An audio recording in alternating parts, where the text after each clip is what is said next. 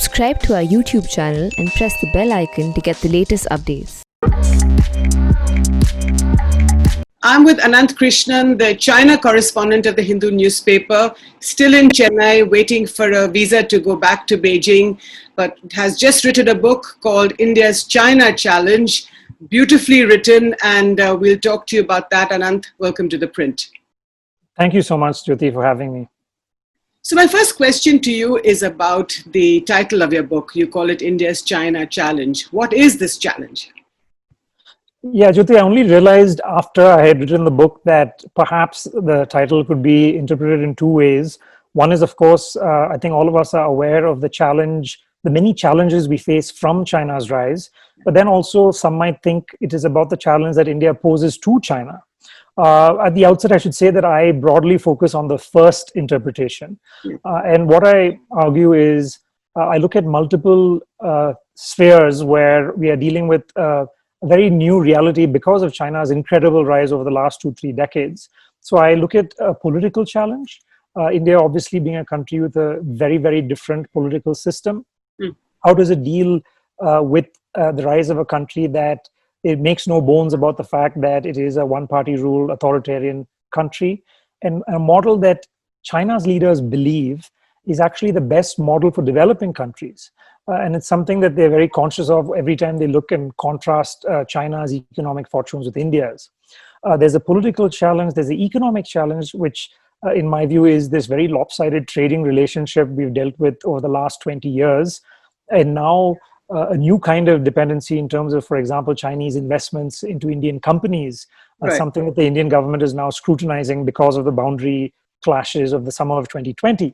So I think there are multiple challenges. And in my view, I think that the challenge of history is something that I personally found the most interesting to research and write about, because I think that our notions of the 62 war and of the boundary dispute have become so polarized and emotive in both countries that I think that it's time, I think, for a very cold look at what exactly led to how we got here. And that's the only way we're going to get out of it. Right. So, you know, your first chapter is really interesting because you talk about Mao, and this is not, of course, Chairman Mao that we're talking about, Mao Zedong, but Mao Yushi, and you talk about how you met him. Loosely, we would call him, you know, an analyst or a human rights wala or a reformist. But anyway, so in the book you say you met him in 2011 and how he slammed the deification of Chairman Mao. What did that mean to you? No, I found that so fascinating only because, frankly, when I moved to China in 2008 for the first time, I didn't think this stuff was actually happening, that there were internal debates, that there were people reacting to the party's view of politics. I frankly had this image of China being a monolith, and I was taken aback by the kind of debates we saw. But I think that looking back... How open are these debates? Right. So I think that when looking back, I think that the period before 2012, 2013, before Xi Jinping took over, to me now seems like such a completely different time in China, when people were writing these essays, when Weibo was actually this thriving social media place where all sorts of debates were happening, and all of that has stopped. And I think that the brief period of opening that we saw from the early 2000s to, I would say, 2012, 2013, during the time of China opening up, entering the WTO, China hosting the Olympics in 2008. It was really a great time to be in China, but my own experience over the last 6-7 years is it's really regressing on those counts in terms of having that openness, having those debates, and giving the Chinese media permission to speak about these issues. All of that is actually gone. And that was something that really I took away with when I left in August 2018. So tell us about Mao Yushi. What did he say to you, and you know, the control of this sort of one-party state? Tell us about that. So Mao Yushi is a very interesting person because he's actually someone who has been part of the establishment, and he's very well known in China. And I first heard of him as an economist and someone who headed the Unirule Institute in Beijing. And so he actually was very well known among the leadership. He was close to Zhu Rongji and the leadership in the early 2000s at the time of China's reforms. He was a very pro-market economist, and he wrote a lot of popular books that explained to Chinese people why they were embracing capitalism, which is something difficult for the Communist Party to do. But I think over time, he told me he came to the realization that economic opening was not enough. And it was his own life experience that said that if China was to preserve the hard-won gains it had made since the 1970s after the trauma of Maoism, that it needed political opening up as well. And I think looking back at what he told me in 2011, 2012, it really seems to be the case now, 8-9 years later. Everything that he was afraid of has come true in some sense, because he felt that if China wasn't going to take the next steps, it would regress. And in the view of liberal Chinese intellectuals, that is exactly what is happening, though I think we should be aware of the fact that they really are a minority. So, but I mean, at the risk of playing devil's advocate, I would say that thinkers like him are obviously now sort of speaking in hindsight, because he must have been very much part of, I mean, I'm not sure how old he is, but say perhaps part of the Cultural Revolution, or perhaps in the immediate aftermath of it. And, if you compare this with India today, and obviously you cannot compare two systems. I mean, we are a sort of an anarchic democracy and they're a one-party state. But even so, it's so much easier to talk like this when your stomach is full, isn't it? No, absolutely right. And the funny thing is, he still is in a minority. As someone, as you rightly said, I think his experiences through the 60s and 70s and Cultural Revolution, I think that's what led him to this outlook. But I think that if you look at Chinese who are born in the 2000s, it's a very funny thing, Jyoti, that as you said, on the one hand, you would think that prosperity would lead people to ask those questions. But I actually feel that in my own interactions, I'd say younger Chinese tend to be more nationalistic and less tolerant of those views. Why do you think so? Precisely because I think some of the people I interview in my book, whether it's Mao Yushi or the journalist Yang Zhisheng, who writes about the Great Leap Forward, it's because they lived through that trauma and they feel that at any cost, they want that message to go loud and clear to their people, that this stuff shouldn't repeat. And they want their people to be aware of the fact that why is it that China got rich and why is it that China was successful? In their view, it wasn't because of authoritarianism. It was because of a retreat of authoritarianism. But in their view, what really frustrates them is, in contrast to their own lived experience, the history that people in China are taught is precisely the opposite. That's only because of this that they've achieved all that they've done. No, say that again. It's not because of authoritarianism, but it's because of the retreat of authoritarianism. What does that mean? In the post-Mao years, the fact that they were able to, all the experimentation that happened in the late 70s and in the early 80s after Mao's death, after the Cultural Revolution, when they allowed local level, something that I write about in the economic reforms chapter, when they allowed local level enterprises to set up, to get in commerce, all of this was because of a retreat of the state. Okay. So that for them was key to China's experience, not the fact that you had this strong central guiding hand. Right. So in fact, Yang Zhisheng, the journalist that you just mentioned, and I don't think I'm pronouncing this right, but the name of the newspaper is Yanhuang Zhongqiu. Not bad, yeah. Okay. And he talks about how the Great Leap Forward was a systematic failure. And then he sort of travels across the country on the writing stories, including on China's agrarian policies, and then looks into the archives of these various cities that he goes to, and goes back into history and looks at the Cultural Revolution and what that did, or the Great Leap Forward. So tell us a little bit about that. Yeah, I thought he was really interesting as a person. His magazine was a very niche magazine, Yanhuang Zhongqiu, that was loved by liberals, and they did some really interesting stories, which is how I came to know of them, because they would do the kind of stories that you as a foreign correspondent would look and try and follow up on. But in 2012, this whole magazine was actually taken over by the government, so it no longer exists today as it did in 2011 and 2012. So what he did was, he was actually a journalist for several decades with Xinhua, the official news agency of China. So that got him unbelievable access wherever he traveled, because he was from the premier news agency. So he used this access to get information for this book that he spent 15, 20 years working on, called Tombstone, and that was devoted to his father, who died of starvation in front of his eyes during the Great Leap Forward.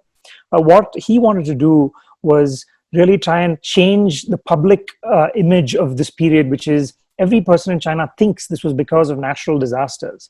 And most people aren't aware of the fact that Mao Zedong and his policies had a direct role in this. So he was motivated by giving a true record of history. But again, I think that he himself would acknowledge that obviously he's in the minority. Even though his book has made a huge impact, I would think in Hong Kong and Taiwan, where he has a huge following and huge readership.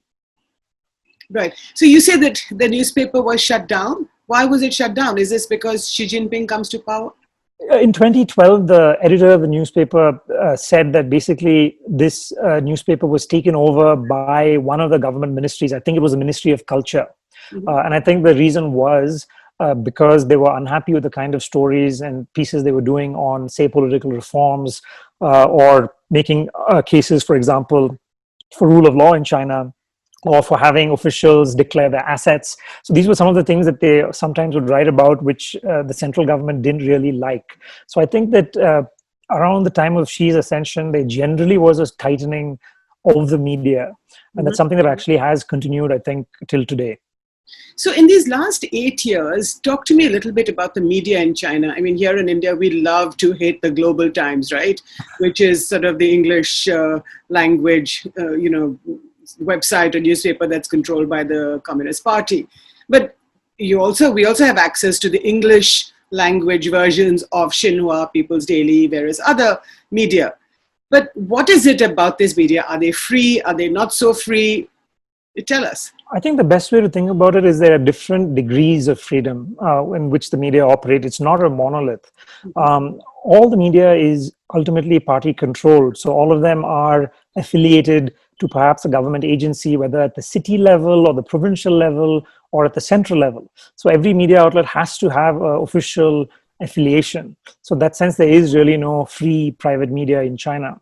But at the same time, there are different degrees of influence. For example, the People's Daily or the PLA Daily would give you an official stance of what the party or the military are thinking.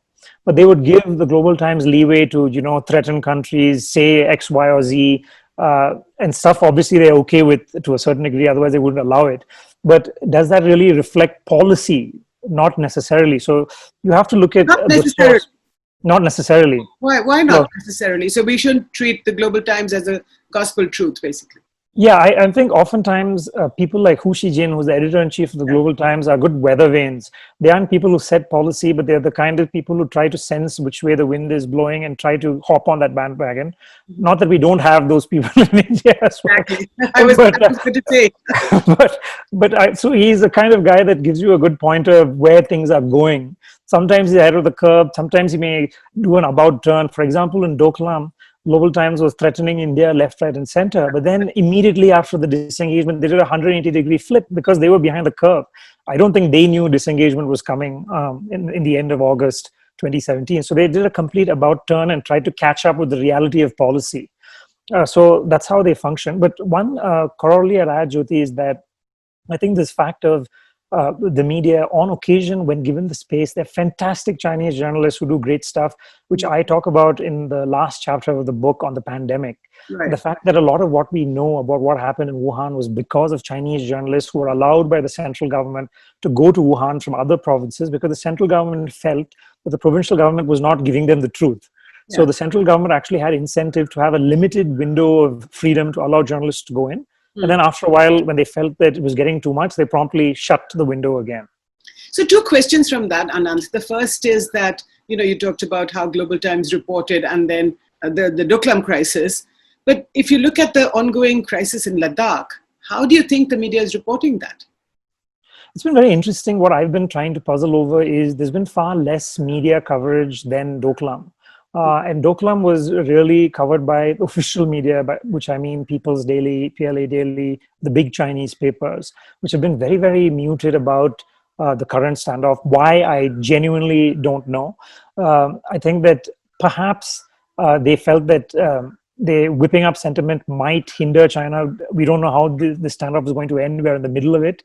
I think in Doklam, they felt that they had a great case. So it wasn't their self-interest to play it up because they felt, say, India had crossed into Bhutan and they felt that at some point India had to withdraw, and this is something that they could paint as a victory. But here, I think that the situation is far more uncertain. I don't think they quite know where things are going. As you and I talks are still going on. No one quite knows which way it's headed. So they seem to be a little more cautious because I don't think the party wants ownership of this if it's going to end badly.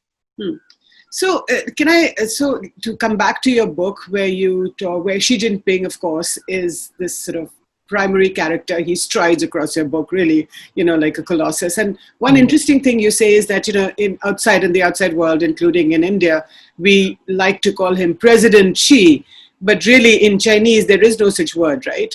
So it's the General Secretary of the Communist Party, or he's the chairman of the Military Commission. Now, all of that is fine. But on the one hand, you have this really interesting, traumatic personal history of this man. His father was purged by the party. His mother, was forced to sort of, well, what's the better word than abuse her husband. His sister committed suicide.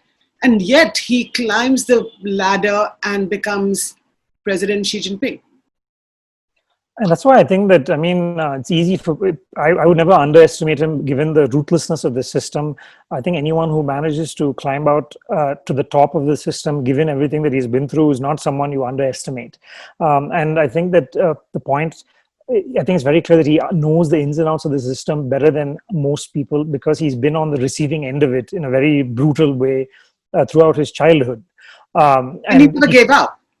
He never gave up, and he publicly speaks of that as being a formative moment in his life where he experienced how ruthless politics can be.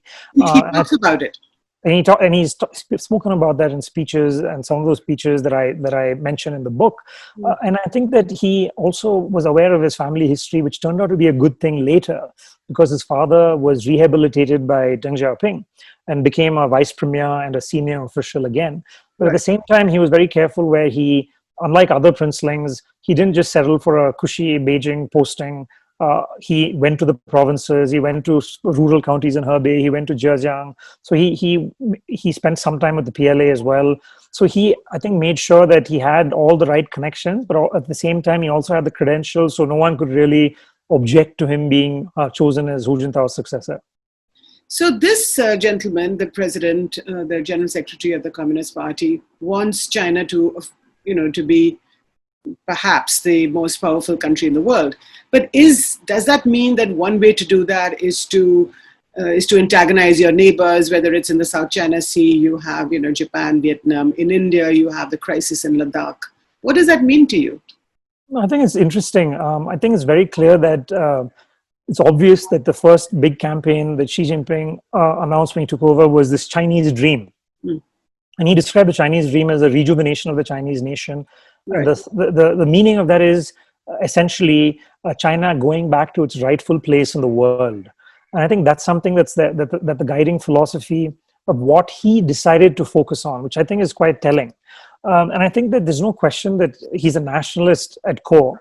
And I think that's quite interesting that we tend to focus on the critiques of Xi that come from people who are very upset with his centralization of power, the silencing of voices. Frankly, I don't think he'd be at all concerned about that. And I think that his governing philosophy shows that he's perhaps aware of the fact that his real vulnerability will come from those within the party who are even more nationalist than he is. So I think it's going to drive him in that direction. And you see that manifesting both in domestic policy and in international affairs as well. But I think at the end of the day, I don't think that he may want to have a tough posture on territorial disputes with many of his neighbors, but does he want war? I don't think that's the case at all. And I think that ultimately his objective is to keep the party in power, to keep himself in power and ensure that his rivals don't have anything on him.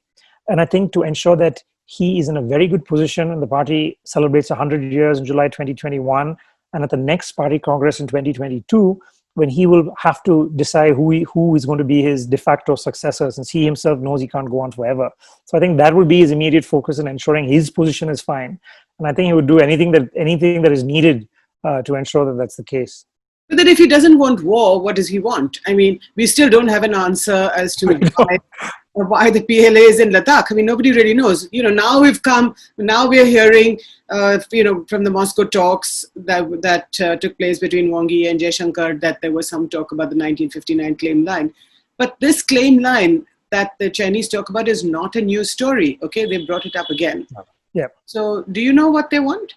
I don't, frankly. And I think that the 1959 claim line and this new thing about, for example, India becoming a US ally, I think these are talking talking points, there are post facto explanations for these actions that Chinese strategic experts have kind of been encouraged to come up with. I think we should look at that from that perspective rather than perhaps being definitive explanations for their actions.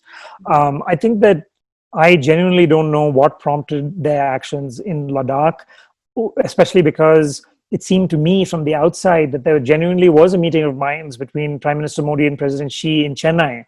And my own How do you understanding, speaking to officials in the immediate aftermath of the October summit, was that they felt that there was a big move forward from Wuhan, that the 2 years on the boundary in 2018 and 2019 were without any major incident for the first time in God knows how long. There wasn't a major standoff for 2 years, Right. which is not a small thing. So, frankly, I don't know what necessitated this big change, where for some reason the PLA decided that they were going to enforce the LAC claims and end this concept of gray zones between two LAC perceptions, which both sides have acknowledged in 4 agreements. Right. So to tear up all of that is something very, very peculiar. And I agree with the External Affairs Minister, Jaishankar, who said in an interview that we don't know why. And I would agree with him on that. Do you think that, again, one of the things that they talk about is that when Jammu and Kashmir's transformation took place from state to union territory, perhaps that was one of the reasons? I find that hard to comprehend only because that happened in August 2019. And my understanding was that they were obviously upset about it from the statements we saw. But then the Xi Jinping visit in October went very well in Chennai. Yeah. My understanding is he did not bring it up at all. Okay. He only brought up the need to improve India-Pakistan relations. He only brought up Kashmir in that context, and not in terms of China's worries about Ladakh. And the fact that he didn't bring it up is something that tells you that they weren't really all that concerned about it. But perhaps maybe it could have fed into, I don't know, insecurities within the military, that they needed to show a strong message of strength post the reorganization, post the new road, the SDBO road being opened, post India's infrastructure improvements. Perhaps someone in the military thought that they wanted to show a signal of strength, but frankly, Jyoti, I am conjecturing here. But if this accumulation of power that you talk about, and versus other nationalists who would also, aspire to the same position of power that Xi Jinping is in today. So maybe that's one way. I mean, again, we're all conjecturing. But tell me, this Xi Jinping, who's this sort of larger than life character, has removed the 2-term limit, which means he could go on and on. Do you think China would be accepting of that? The date was announced, I remember it so clearly, during the National People's Congress, and I was taking a taxi back from the Great Hall of the People to my house. And I can tell you that the taxi driver was this Beijing guy, a real Beijing local, was disgusted. And he actually told me that we are going in the direction of North Korea. And I never forgot that initial reaction from him, saying that what is going on here? Why is he doing this? But I think the fact is that, honestly, people that I know personally in Beijing, perhaps there's a sampling bias here, in the sense that there may be people who are either journalists or people who have spent time overseas, or are generally uncomfortable. I'd say people with a liberal persuasion are certainly uncomfortable with the changes that he's done. But no one will speak out because obviously it's been really made clear that doing so will come at a high cost to you. To you personally, whoever, to anyone. Absolutely. And I think that criticizing him personally, if you look at Ren Zhiqiang, the real estate tycoon, who is super connected in the party elite, right. He got 18 years for one essay that he wrote, because it took aim at Xi Jinping, though the official charges were corruption. So I think the incentives against speaking out are so high that no one's going to voice it, even though I think there are elites who are uncomfortable with the direction. And I think it's not unimportant. They may be a minority, but I think if you look at Chinese history, intellectuals and elites have always had a big role to play. So I think they have an outsized influence, so I wouldn't dismiss them entirely either. So, one very interesting nugget that you have is the lessons that the Chinese elite learned from the disintegration of the Soviet Union, right? And you would imagine that apart from the other lessons that they learned, as one would be not to accumulate or concentrate power, but clearly that's not what's on their mind. Right. Actually, their takeaway seems to be the opposite. that it was because of loosening of power. It was because of the fact that why are we seeing such a huge change in minority policy in Tibet and Xinjiang and Inner Mongolia? It's precisely because they felt that the Soviet Union's policy towards so-called autonomy was a big reason for its disintegration. That's why they're trying to sinicize or Hanize minorities as well, because they think that it's dangerous to have separate identities rather than one national identity. So that's one big lesson that they took. The other big lesson that they took was the need to have a party military.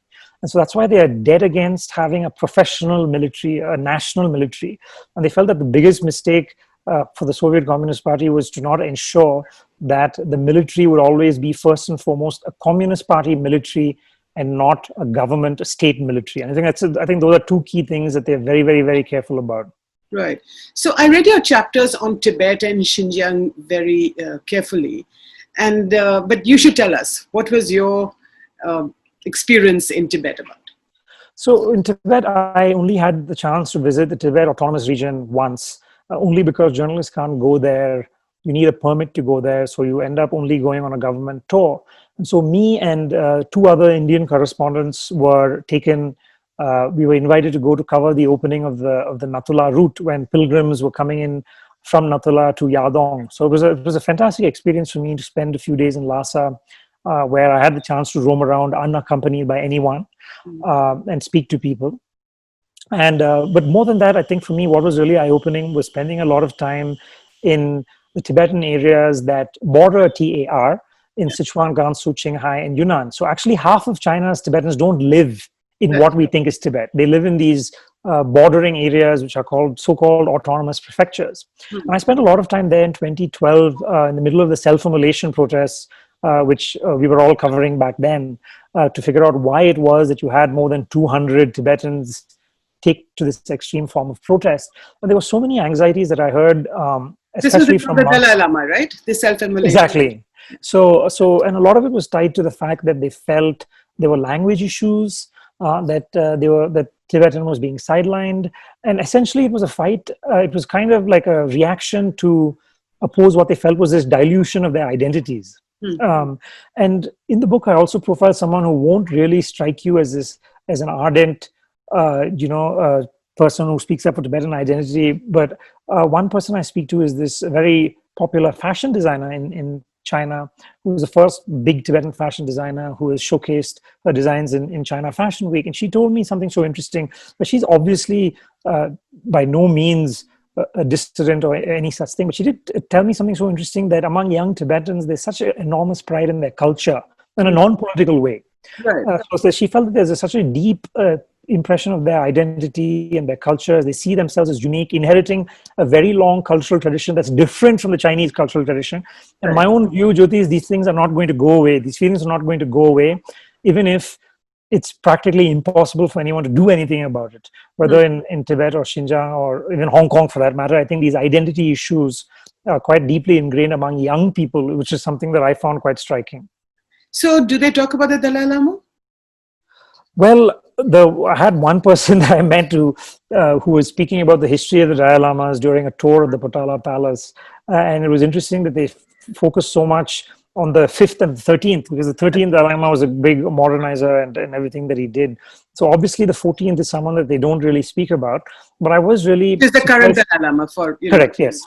So I was quite struck that actually there were monasteries where it seemed to me that policy was differing from place to place. I was dumbfounded to go to Kumbum Monastery, which is the closest to the Dalai Lama's birthplace in Qinghai province. Yeah. And I was dumbfounded to find that in this monastery, there were huge portraits of the 14th, the current Dalai Lama, that covered the main halls. So there was, the Chinese policy is very interesting, where there's a constant give and take. You have periods of openness where they say, okay, it's okay for you to worship the Dalai Lama religiously and have all this. But then one day, the local officials will come, take away all the portraits without rhyme or reason. Right. So there's a very, very strange give and take that goes forward. And I found that in Yunnan as well, very different from Tibet Autonomous Region. A lot of openness in the monasteries I visited in Yunnan, where it seemed a little bit that this was depoliticized and there was a relaxing of norms outside Tibet proper.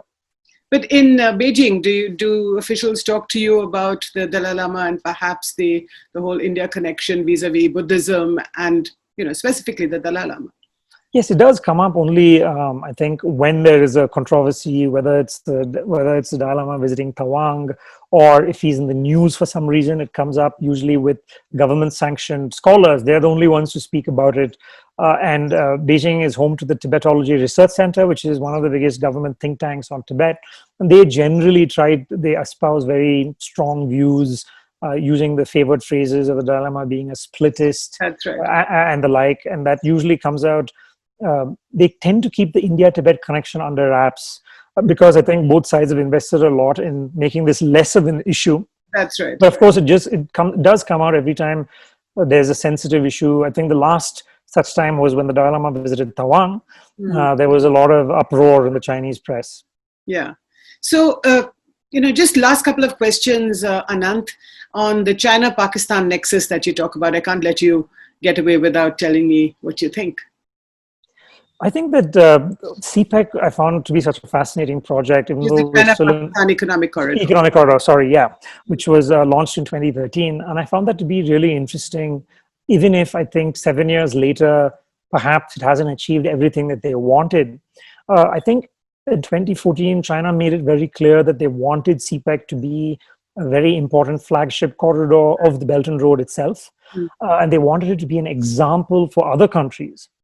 And the fact that they went ahead with CPEC through this very controversial route through POK, which they knew India would never be okay with.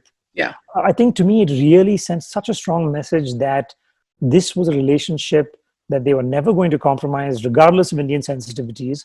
And for me, that was a change from what you had seen from the 2000s onwards, where we might not appreciate this enough in India, but there was a sense that China was being careful in not speaking out about Kashmir, not helping Pakistan at the UN, in internationalizing it, in trying to balance improving relations with India with relations with Pakistan. And there was an effort to do that through the 2000s. But I think what CPEC really did was, I think, change China's stakes in the game. And for me, it sent an unequivocal message that there's going to be no compromising on this relationship. And for me, that's why I think that dealing with this two-front situation, I think it's no longer just hypothetical, and frankly, it's going to be the most pressing issue for India. And I think India, Pakistan, this two-front situation. And I think that, yes, and I think that China's reaction to the abrogation of Article 370 told us that. The way that they raised it 4 times in the UN, the fact that they reacted so strongly against it. And I think if Pakistan is going to go ahead with this new reorganization of Gilgit-Baltistan this year, which we've seen in the press, it'll be interesting to see how China reacts. My bet is they aren't going to say anything at all. Right. But on the one hand, you say that after the August 5 events in India 2019, the summit, the Modi-Xi Jinping summit did take place, and these questions never came up. So they are able to sort of compartmentalize these issues. You have the Pakistan relationship and you have the India relationship. I think so. And I think it was pretty clear that everything that they did at the UN was, I think, less driven by their own angst about India threatening China vis-a-vis its posture on Ladakh, but more because of Pakistan pressuring them or asking the Chinese to raise it on their behest. And I think time to time they do these things. I'm pretty sure that's why they raised it at the UN, and I don't think they themselves perhaps had any great gain from doing so. But then at the same time, you had a little bit of balancing as well with the FATF, where they relented after a long time in agreeing to greylist Pakistan, and with the UN Security Council sanctioning of Masood Azhar, which was such a thorny irritant in the relationship for 5-6 years. But because of this informal summitry, they changed their stance on that. Which is why in the book I hold my hands up, thinking that I thought both sides were repairing ties after Doklam. I thought that Wuhan and Chennai, partly because perhaps the government too overplayed it, but I genuinely thought that this was an effort by China to at least keep the Indian frontier stable while dealing with the US, while dealing with other issues. But obviously, frankly, I didn't see it coming, what happened in the summer of this year. But it's really interesting that you have this very hard, a very rigid position that the Chinese are taking. And my question really is, that what are the Chinese, what do they think of India? You know, on the one hand, you have the Indians are so dependent on the Chinese economically. You know, you write in your book that, say, $75 billion out of 95 something is the goods that India buys from China, perhaps more than many other countries in the world. Now, if you have that economic dependence, you have an economy which is 1/5 the size of China. You have a much smaller country. But what is it that the Chinese are thinking? What is it that they think about India? I think that's a great question. And I think the long answer would be that you have to ask which constituency in China you're talking about. Of course. For example, just to give you an example, I spent some time speaking with a lot of the heads of Chinese tech companies. And in the book, I talk about time that I spent with Baidu. And honestly, that they were prepared to spend so much money in investing in India because they felt that outside China, this was their number one market. India was the number one market for TikTok in the world. And I think that if you look at Chinese tech companies, I met so many Chinese who were moving in the last 3-4 years who have moved to Bangalore and Gurgaon and are working there to promote investment. So for certain constituencies, the next big thing. And then again, you have the PLA, which as someone very smartly pointed out on Twitter, has single-handedly destroyed the business plans of China's tech companies this summer, which obviously looks at India as a threat and as a country that needs to be shown its place.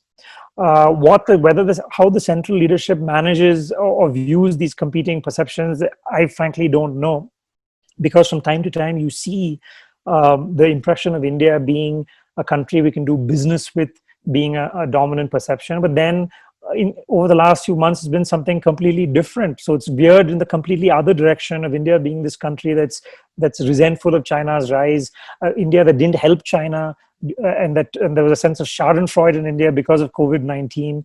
We veered in the completely opposite direction. So I'd say the simple answer is it depends on who you speak to. Yeah. And but to me, it seems that unfortunately at the current moment, in light of post-pandemic and post-boundary, it seems to be veering in a not great direction, where the voices that aren't really all that favorable to India seem to be winning out. Ananth Krishnan, thank you so much for your time and for your fascinating insights into the India-China, not just the India-China relationship, but into China, really. And all of you watching this interview, go out and buy Ananth's book. It's called India's China Challenge. And do subscribe to our YouTube channel. It's always live and buzzing.